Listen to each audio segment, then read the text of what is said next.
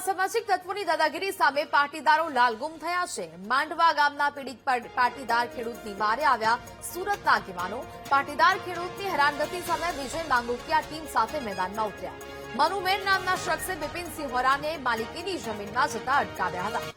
લુખ્ખા તત્વોએ પાટીદાર ખેડૂતને તેની જ જમીનમાં વાવવામાં ધમકી આપવામાં આવી છે।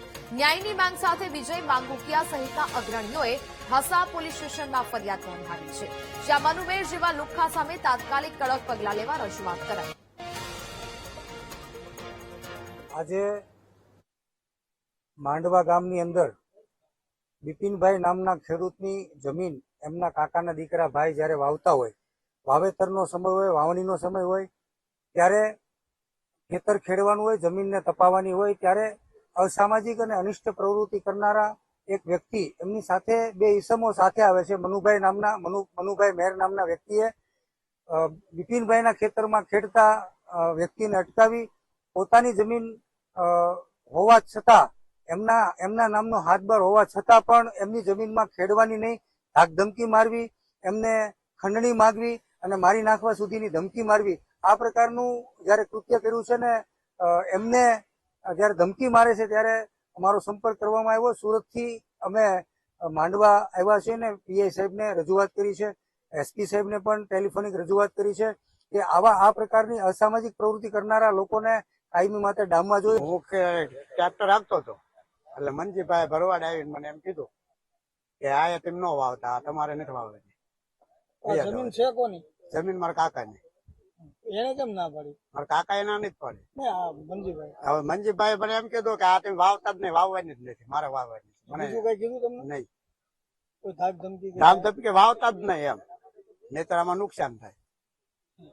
કેટલા સમયથી તમે વાવેતર નથી કર્યું? વાવેતર તો પહેલા તો વાવેતર કરેલું હતું ગયા વર્ષમાં, આ વર્ષમાં ખેતી કરવા નથી દીધી એટલે વાવેતર નથી કર્યું। શું તમારી માંગ શું છે સરકાર પાસે? ખેતી કરવી, હું તો ખેડૂત માણસ છું, તે વાવવા રાખું જ છું અને મને વાવવા મળે એમાં મારા કાકાની જમીન મળે એ મને ફાયદો થાય। સરકાર પાસે શું વિનંતી કરો? સરકાર તો બસ આ દૂર કરે તો સારું એમ। અમારા બાપ દાદાની આ જમીન હોવા છતાં અમને અહીંયા વાવવા દેવા ના પાડે। કોણ ના અહીંયા તમે આવતા નહીં, તમારું અહીંયા કાંઈ નથી કોણ ના એવું ના પાડે એ આ ભાઈ મનુભાઈ ભરવાડ। શું કામ ના પાડવાનું કારણ શું?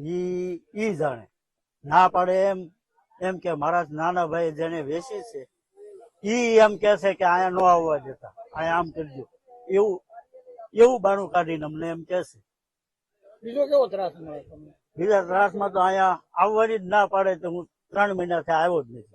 એટલે અગાઉ કઈ તમારું અહીંયા પાક હતો એ કઈ? હા, અમારો આમાં જે આ લીમડાવાને એ રહ્યું ને એમાં અમારો કપાસ હતો એ સારી દીધા।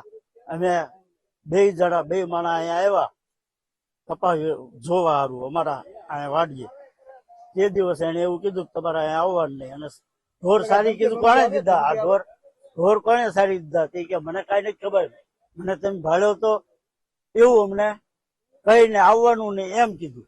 ધમકી આપે તમને? ધમકી એવી રીતની આપે, તમારે અહીંયા આવવાનું નહીં, તમારો એ કાંઈ નથી। તમે ક્યાંય રજૂઆતો કરેલી પછી? કોઈ ઠેકાણે નહીં, હું અહીંયા આવવાનું જ મેં બંધ કર્યું કે નથી આવવું। તમારા સમાજના આગેવાનોને સુરત રજૂઆત કરી?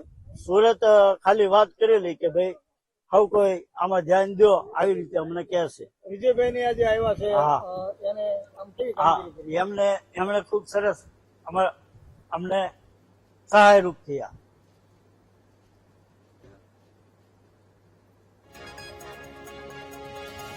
તો પીડિત ખેડૂતની વહારે હવે આગેવાનો મેદાને ઉતર્યા છે અને ન્યાયની માંગ સાથે વિજય માંગુકિયા સહિતના અગ્રણીઓએ ઢસા પોલીસ સ્ટેશનમાં ફરિયાદ કરી।